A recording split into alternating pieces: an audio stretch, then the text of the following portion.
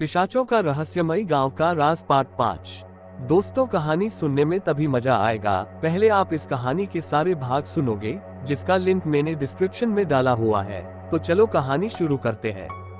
मृणाली भाग गई। महाराज राज ऋषि ने कहा। राजा ने सैनिकों को आदेश दिया कि वे जल्द से जल्द मृणाली को ढूंढें। वो ज्यादा दूर नहीं गई होगी। सैनिक नगर का चप्पा चप्पा छान मारने लगे, पर किसी को भी मृणाली का कोई पता नहीं लग रहा था। उधर राजा और राज ऋषि दोनों बड़ी ही चिंता में थे, क्योंकि शैतान बच्चा आखिर कहाँ चला गया। अगर वो जल्दी ना मिला तो घोर संकट आने वाला था।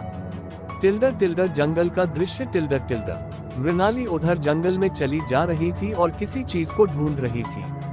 पास ही में एक गुफा थी, जिसकी तलाश वह कर रही थी। मृणाली गुफा में पहुंचती है।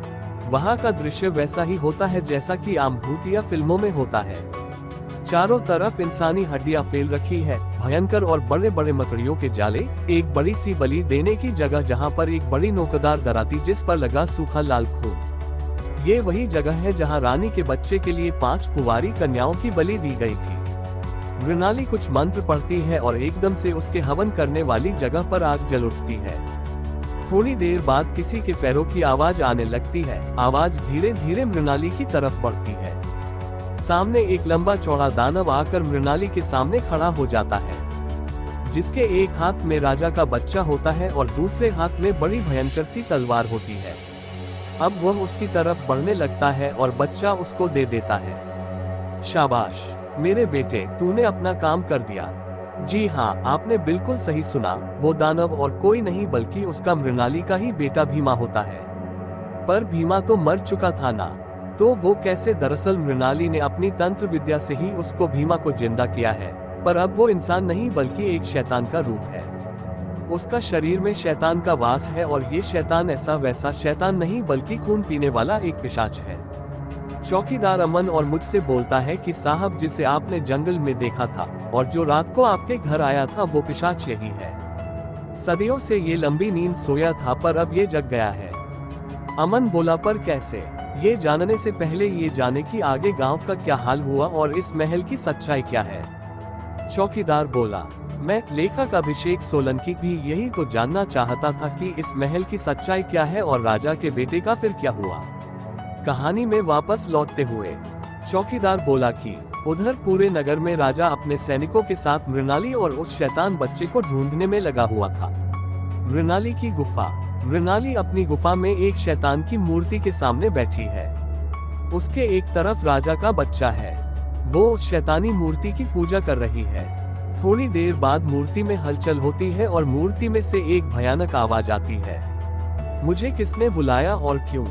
मृणाली उसके सामने झुककर बोलती है कि शैतानों के शैतान मेरे आका, मैं आपकी दासी मृणाली हूँ। शैतान बोलता है कि क्या चाहिए तुझे?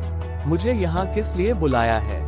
वह कहती है कि शैतानों के शैतान, मैं आपकी दासी मृणाली आपसे चाहती हूँ कि आप मेरे बेटे भीमा को और ताकतवर कर दें, जिससे कि वह राजा और गांव वालों से बदला ले सके।